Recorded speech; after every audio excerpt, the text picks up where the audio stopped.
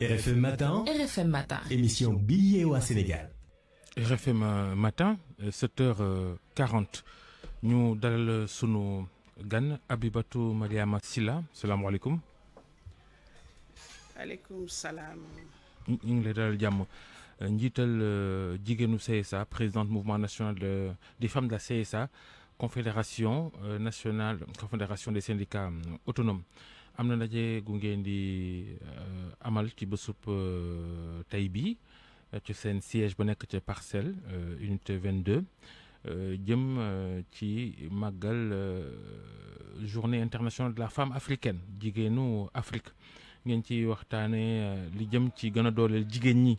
ñu moom seen bopp ci wàllu liggéey di samp seen i mbiru bopp gis ca njëriñ waaye itam biir syndicat yi jigéen ñi ñu may leen ci doole dinañ ci del ci kanam tuuti waaye dañoo bëggoon xam njëkk wàllu liggéey moom nu ngeen ko gisee ci réew mi fu mu toll ci seen i xaymaa ki gis-gis gone yi di wéy di jël gaal di dem noo ko gisee. waaw salaamaaleykum Babacar salaamaaleykum auditeur RFM TFM le groupe GFM ñu ngi leen di nuyu kenn ku nekk seen tur ak seen sant di leen ziar di leen jox seen yéeguwaay Georges ñu ngi lay nuyu di la ziar Babacar question bi am na solo lool waaye balaa ma ci yegg si damay ziar sama ay kilifa muy sama secrétaire général de syndicat d'abord mi ngi Argentine à Buenos Aires avec le congrès de l'IE mais également le secrétaire général de la confédération des syndicats autonomes mu di le camarade Elimane Diouf et l'ensemble des camarades travailleurs et travailleuses de la confédération des syndicats autonomes du Sénégal. waaw Babacar laaj bi am na solo ndax ñun dañu nekk ay yaay nekk jigéen nekk ci réew mi di yëngatu bi nag dañuy liggéey ay liggéeykat lañu te nit xam na ni yaay d'abord bëgg na bu amee doom ji am lu muy liggéey am fu mu jàpp muy pàcc bu njëkk ci question bi waaye bu ñu nekkee am une population très jeune estimée à plus de 50% kon laaj nañu taxaw seetlu xool ñun suñu ndaw yi lan la ñuy def ak ñoom dëgg la monde du travail mi ngi évoluer mais des na lool ñun nag nga xam ni ay liggéeykat lañu ñoo nekk ci bërëbu liggéeykat yi jiite ay mag ay ndaw mais ndaw ñee ci ëpp li ñu gën a lool nag mooy ñu am une meilleure collaboration avec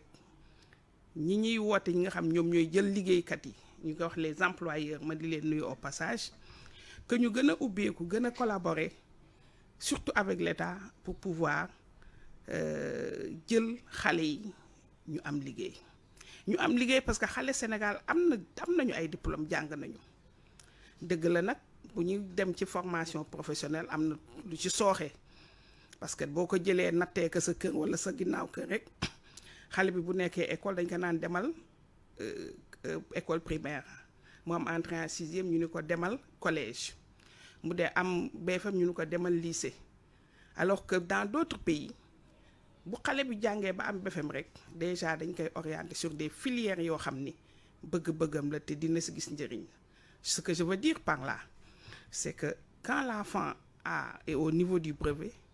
war na am une orientation professionnelle un projet professionnel de sorte que au niveau du bac il doit pouvoir s'orienter lui-même et trouver du travail. ñu indi ay coppite ci curricula yi. justement dinaa ñëw foofu parce que man tam jàngalekat laa te gis ngeen rek démb macha allah ñuy féliciter le ministère de l'éducation nationale pour l'organisation du concours général qui a été une réussite quand même avec un thème très important et un parrain un grand scientifique vraiment ñu di ko ñaanal yal na ko yàlla yërëm yal na yàlla yokk leeram di wax ni curricula yi effectivement le ministère de l'éducation nationale en tout cas avec ce nouveau magistère ils sont en train d'apporter de proposer des solutions qui vont essayer d'appliquer. L'une des premières solutions a été énoncée par le directeur de l'enseignement moyen secondaire général, disent que désormais au niveau de l'élémentaire, au niveau public, ils vont dañuy introduire introduire enseignement de l'anglais. dans en classe de CM1 et de CM2, ce qui est une très bonne chose. Mais nous devons orienter les gens vers d'autres filières. Curricula yi wax nga ko Georges je n'ose pas dire que dafa caduc mais dafa xaw a obsolète li may wax xam naa. njàng mi moo xewi ci réew mi. loolu rek waaw yow de yaa ko sañ a wax man nag Babacar yow yaa ko sañ a wax waaye daal bu doon suñu sago daal ñu tëggaat suñuy curricula.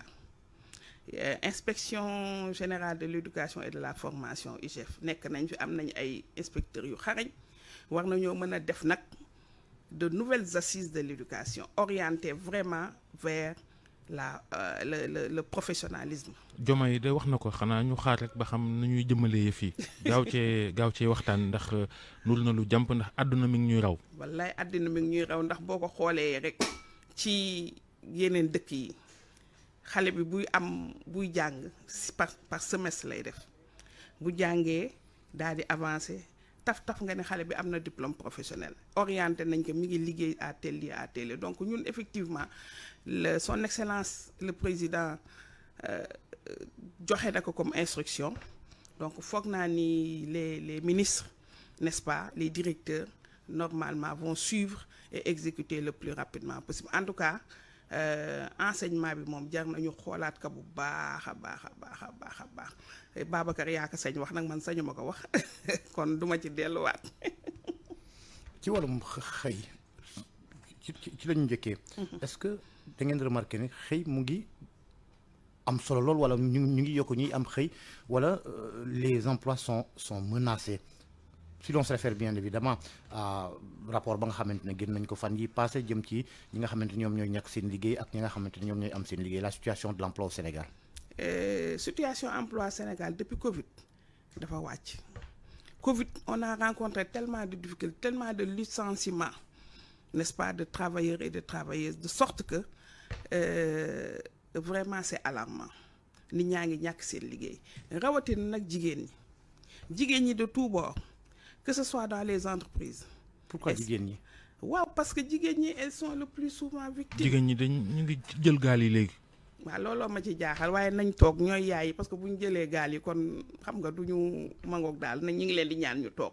mais jigéen ñi ñoo si gën a nekk victime dëgg la Sénégal am na ay instruments yoo xam ne dafa naan góor ak jigéen bu ñu nee diplôme ñoo bokk ñoo yem salaire mais li jigéen di mën di ko supporter c'est dafa ëpp liñ koy teg xoolal par exemple dans les entreprises jigéen ji yàlla may na ko borom kër jigéen ji wan na lor mais il y a tout un tas de problèmes d'obstacles qui sont devant ces femmes de sorte que souvent am na ñoo xam dañuy démissionner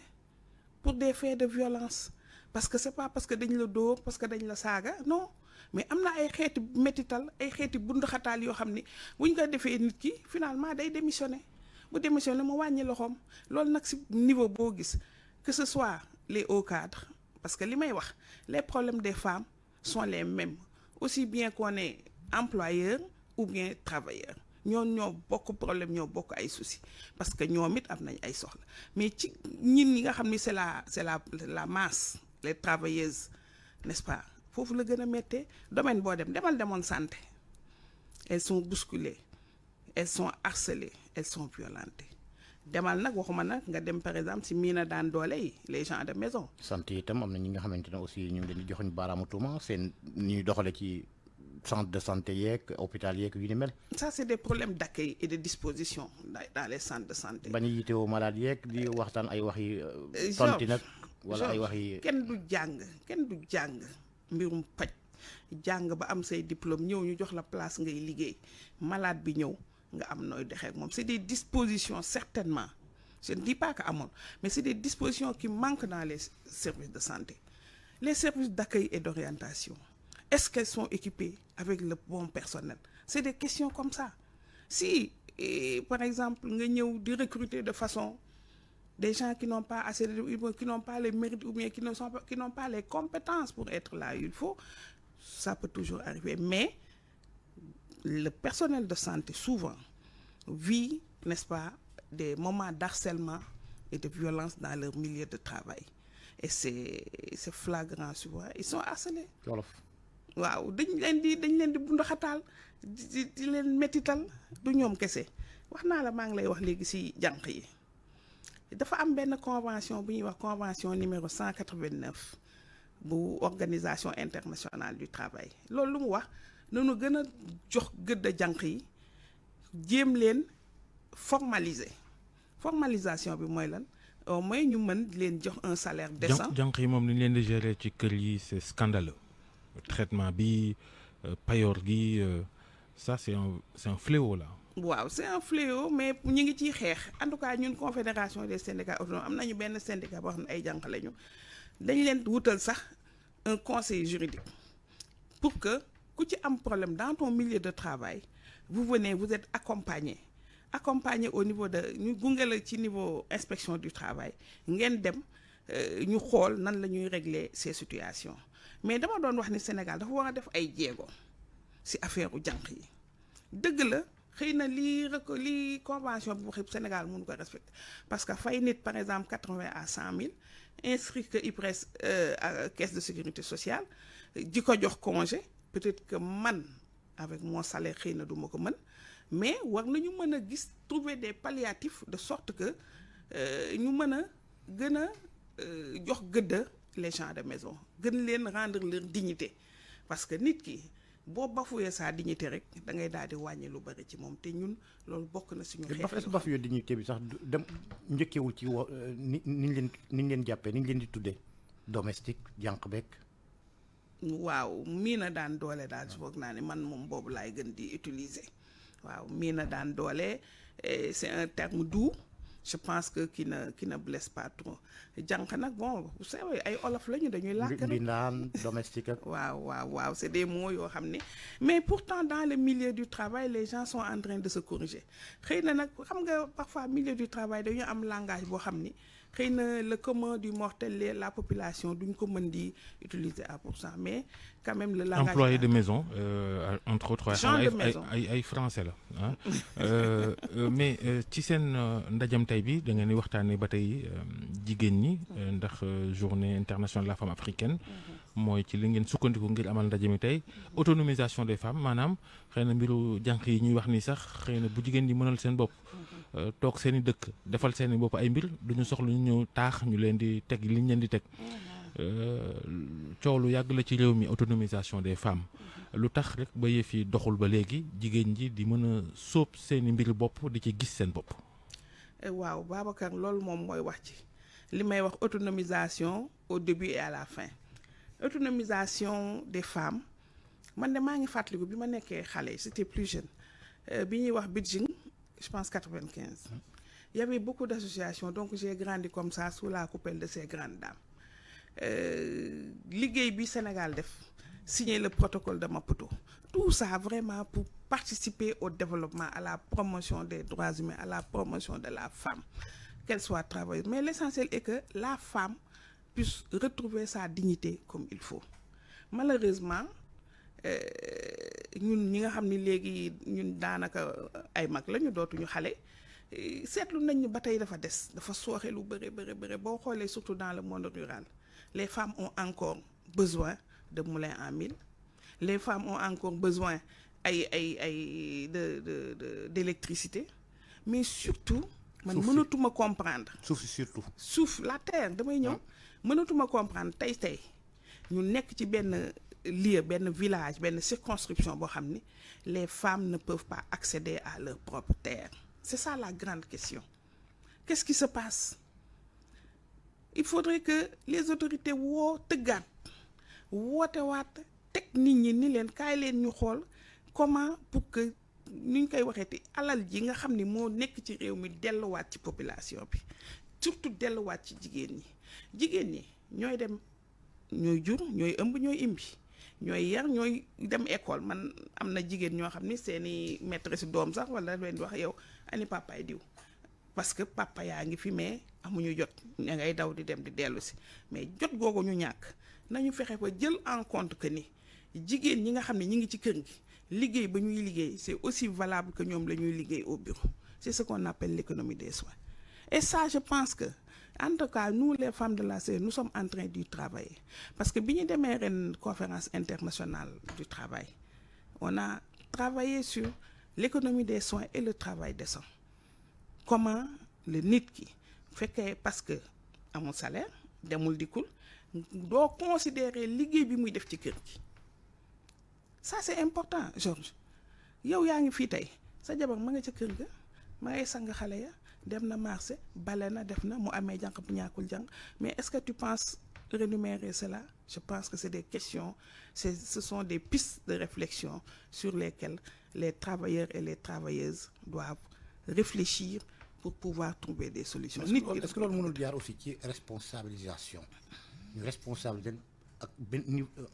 niveau bi ñu mënti doon muy ci bërëbu liggéeykaay yi muy ci kër yi muy itam ci syndicat yi. Foofu laa doon jëm gis nga nit ki boo ko joxee gëddaam da nga koy daal di responsabiliser donc cela va en crescendo dafa am une suite logique parce que nit ki boo ko joxee gëddaam jox ko kii cela veut dire que yow da nga ko naan lii ci sa responsabilité la boobaa moom dina xam ban gëdd la nekk. Maintenant pour ñu ñëw ci syndicat yi dëgg la autonomisation am na fa parce que les femmes surtout ñu ngi am na amul ñi ñaa ngi liggéey di dem ak des mais li doon gën mooy bu ñu la fexee ba jox la sa gëdd jox la place bi nga yeyoo nga mate ko et c'est ça parfois qui pose problème. Ñun jigéen ñi dans les syndicats boo wootee jigéen ñi ñoo ëpp ci syndicats yi xoolal rek jigéen ñoo ëpp ñooy gën a wuy si. Malheureusement ay mouvement des femmes ngay dégg waaye doo dégg ci bopp. ahankay y a des postes de responsabilité y a des postes de responsabilité mais dafa doyul te dañ ko war a ubbi pour que jigéen ñi nga xam ne elles sont compétentes egg ci poste yooyu. Donc bu ñu eggee ci responsabilisation boobu day tax ñoom seen bopp ñu mën a liggéey te gis nga li may wax nii dama koy wax parce que dama liggéey ci plan de promotion des femmes au poste de responsabilité. da ngeen wax ba sonn rek waaye ñoom Giro ak ñoom grand Cheikh Diop ñu toog fi ñu toog de duñ bouger de duñ leen jox place yi de. bàyyi tooñ Elimane Diouf bàyyi tooñ samay mag. non pourtant nag waaw pourtant nag dans le staff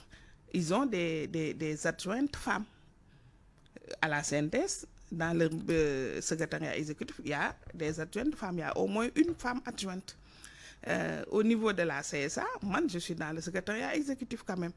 en tant que femme, mais également jouant le rôle de secrétaire général adjointe. Je pense qu'il y en a, mais il faut bëriwul. C'est vrai qu'il y a des centrales yu ay jigéen jiite, mais c'est timide quand même, c'est encore timide, il faut le reconnaître, Babacar. Léegi mbir mi tey lay door dinañ ci ànd ak yéen ci seen daluwaay yéen waa CSA ca Parcelles Assainies ñu lay gërëm bu baax ci waxtaan wi am solo bi nga xam ni seqoon nga ko ak ñun ñu fàttali ni présidente nationale des femmes de la CSA moo newoon sunu gan mbokk yi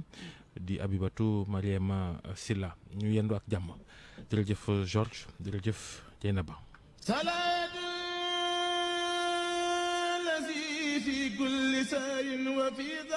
weeru safar ak Sumari xéwal kese la